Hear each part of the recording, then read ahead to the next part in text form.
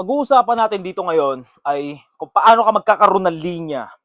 Kasi alam mo bilang lalaki, sobrang importante ng respect.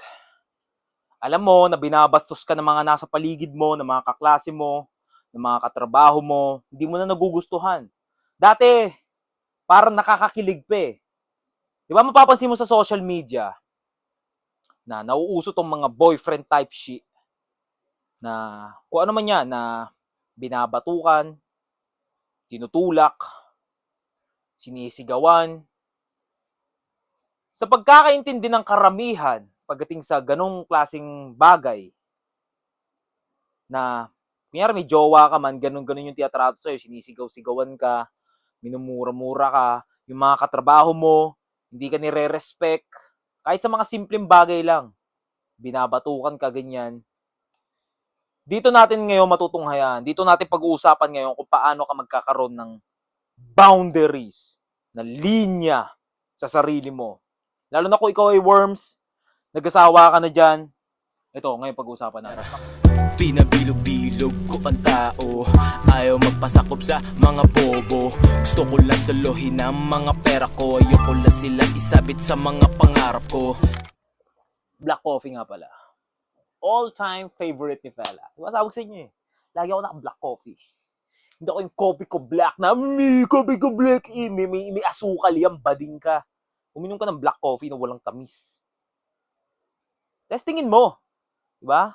Sa lahat ng mga nanonood dyan, dineder ko kayo, uminom kayo ng black coffee. Kapag yung mukha ninyo, yung bait, bading.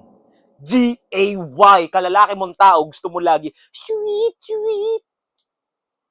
Hindi mo ba kaya yung inumin yung black coffee ng pure black?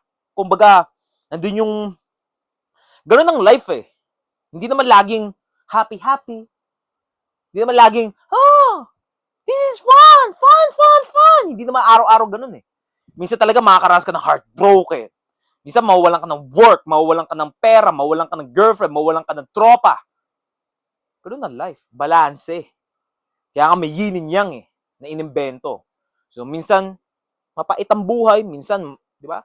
Alam naman natin lahat na 100% na dito sa mundong ibabaw na to, na lahat ng mga nasa paligid mo ay mamamatay din.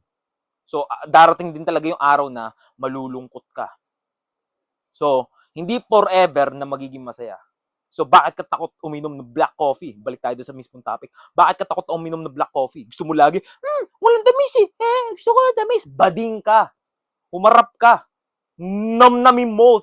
Lagukin mo yung black coffee. Diba? Minsan maranasan mo, minsan may pait na kailangan mo inumin. Hindi laging masarap. So, yun, balik tayo doon sa topic.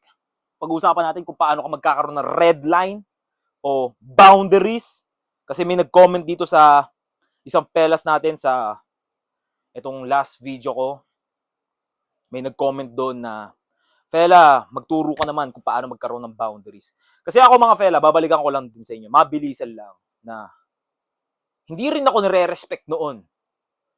At ikaw rin, nararamdaman mo yan na habang tumatanda ka bilang lalaki, na nare-realize mo na sobrang importante ng respect. Sobrang importante ng respect.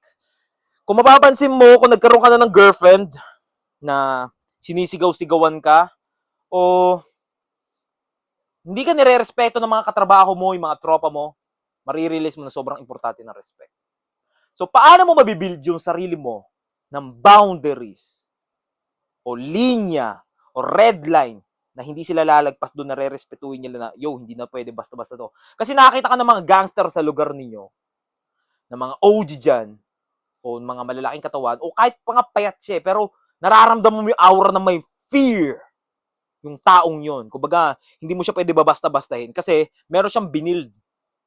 So ano yun? Pag-uusapan natin paano ka magkakaroon nun. So doon tayo sa laging pinakang basic, yung pag-workout. Alam mo kaya laging tutulak ni Fela, hindi lang to pagdating sa pagpapalupit ng katawan ang workout, kundi pagpapakita mo rin sa mga nasa paligid mo na nire-respect mo yung sarili mo. Paano ka re-respetuhin ng ibang tao kung yung mismong sarili mo ay hindi mo nire-respect? So, sobrang importante nun. Kapag pinakita mo na may muscle ka, may chest, bicep, back, hindi ka nila pwede ba basta-bastahin. Kasi naiintindihan nila na meron ka naiintindihan na hindi nila naiintindihan. Yung mga worms, hindi ka nila pwedeng basta-bastahin. Isipin mo, babatukan mo, burog, tapos ikaw payatot ka. Maano ka nun? Maaning ka nun. May isip mo na, hindi ko pwedeng batukan to, baka lagukin ako nito, baka dagukan ako nito sa dibdib, baka dibdiban ako nito. May isip yun. Magdadalawang isip yun. Kumbaga kahit hindi ka mapanakit na tao, kung ikaw ay nanonood, hindi ka mapanakit na tao, hindi ka mahilig dumagukan ng tao, pero mapapaisip yung mangbabastos sana sa'yo dahil sa pinapakita mong respect sa katawan mo. Kumbaga magdadalawang isip na siya na. Lalo na kunyari, ito hindi alam to, hindi aware ang mga babae dito. Pero tayo mga lalaki, aware tayo dito na kapag nagkikita yung bawat, mayari, lalaki ka, lalaki ako, na nagkita tayo na hindi tayo magkakilala. Ang laging sa kaduluduluhan ng utak natin na meron tayong laging, mananalo kaya to sa akin, nasuntukan? Meron. Kaya nga, hindi nagigets ng mga babae yan eh. Na lagi nila sinasabi na, lagi ka nag-aangas yan eh, no? Yabangin kayo lagi, no? Hindi nila nagigets yun. Na laging meron nasa utak na, kalikod-likod ng utak, na meron tayong lagi na, pag pang-abot kami dito ng dalawa, sino kayo mananalo sa amin dalawa? Ilang sapak kaya ang aabutin sa akin nito bago ito mapatumba? Hindi natin gustong isipin yun. Pero lagi kasi tayo may ganun. Kasi doon nagsisimula ng respect. Kung pinapakita mo yung katawan mo na disiplinado ka, malaki katawan mo, or kahit di sobrang laki, hindi ka tulad ng mga bodybuilder, sibam, hindi mo kailangan maging ganun. Kumbaga, pag nakita lang ng kaharap mo na may build ka, na may naintindihan ka ng discipline, ay doon nasasagi sa utak nila na meron siya naiintindihan na hindi ko naiintindihan. Hindi ko siya pwedeng maliitin sa bagay na yon. So, doon na pumapasok yung respect. Andun yung magic ng respect. Doon ka na nakakabuo ng aura ng respect. So, bilang lalaki, sobrang importante na nire-respect ka ng mga nasa paligid mo ay doon ka magsimula pagdating sa pagbibuild ng katawan. Matutunan mo, pumukpok ka, bumabad ka sa kumukulong apoy na hirap, bumabad ka sa naglumalagablab na kinatatamaran mo pero pupunta ka pa rin sa gym. Kasi karamihan sa mga tao, hindi nila kayang bumabad doon sa kumukulong katamaran na sipag, na kailangan mong, alam mo yun, naiirita ka na, pero kailangan pa rin mag-workout. Yun ang hindi kayang gawin ng iba. Doon ka nila irerespeto. Na, tangina na ito, stoic to. Doon sila mapapaisip sa'yo. Doon na papasok yung respect. At yun ang isa sa mga pinakamaganda mong gawin na para respetuhin ka ng mga nasa paligid mo. Pangalawa na mabibigay ko sa'yo ay huwag ka kasing pumayag basta-basta, matuto kang humindi. Alam nyo mga fella, matagal ko to bago to natutunan tong pagsasalita ng hindi. Medyo maedad na ako bago ko natutunan tong pagsasalita ng hindi. Kasi ako yung tipong laging, yes sir. Ganun ako lagi, yes sir, yes sir, yes sir, yes, yes, yes, yes, yes. Kahit alam ko lugi ako doon. Kahit alam kong walang pabor sa akin. Na example fella, na katulad ng mga experience ko noon. Na kunyari, pag inaya mo si fella na mag-inom, never ako tatanggi sa'yo. Kaya ang sarap ko maging tropa eh.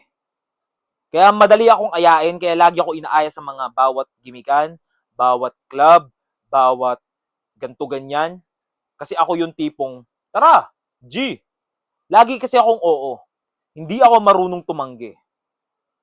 Eh natutunan ko yung power ng pagsasalita ng hindi. At dun may kadugtong na respect din. Kasi kapag puro oo ka lang ng oo, ng oo, ng oo, ay pwede kasing kumbaga basically itong mundo na to fella ay mapang-abuso ang mga tao. So kailangan mo matutong magsalita ng hindi. Doon na papasok yung red line na hindi ka na basta-basta. Kumbaga hindi ka lang, alam mo, yes man kung tawagin, yes boy. Hindi ka ganong klaseng tao.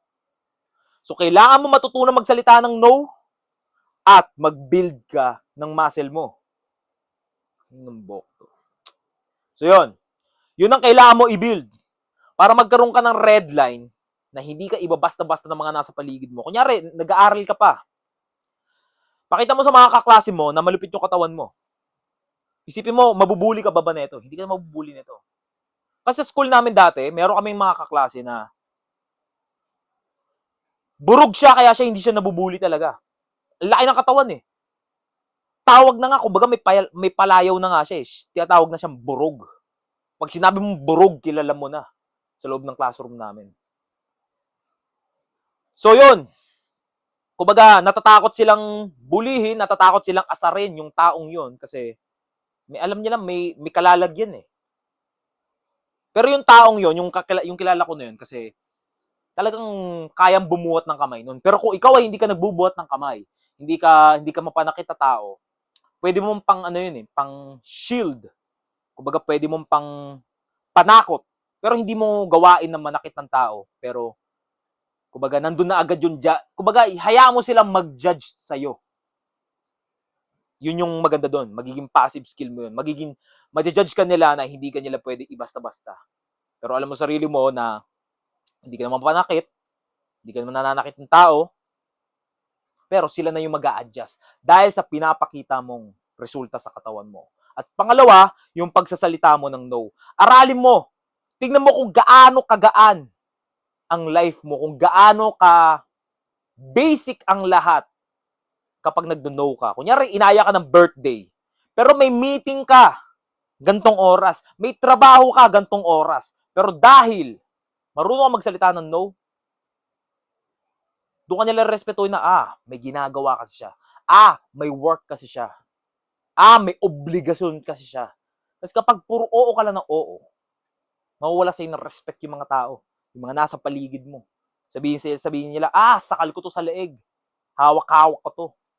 Naisip nila na inangkin ka nila. Kahit hindi naman. Kasi ang mga tao, asyumero eh. Yung mga tao, mapanlamang eh. Itong mundo na to, ito sabihin ko sa inyo sa lahat ng mga nanonood dito na 100%, na sinasabi ko sa inyo na itong mundo na to ay mapanlamang. Kumbaga, gulangan sa gulangan, kaya matuto kang magsalita ng no para hindi ka maabuso.